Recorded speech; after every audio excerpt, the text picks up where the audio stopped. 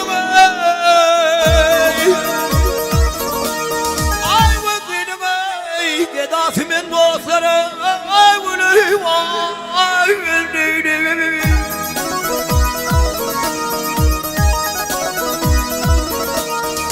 ay daha ağzından ayrılan her bir sözünün Gelsen başım soğar bağları var ne diyor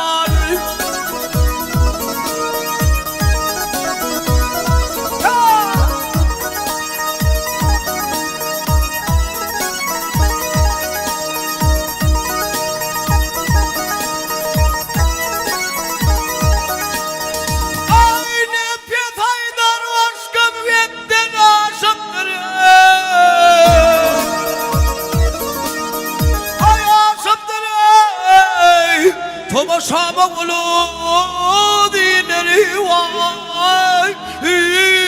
işidir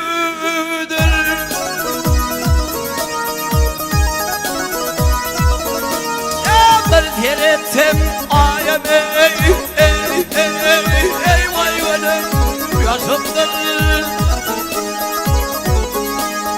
Ay radî ol sen kim şahanem ey Hay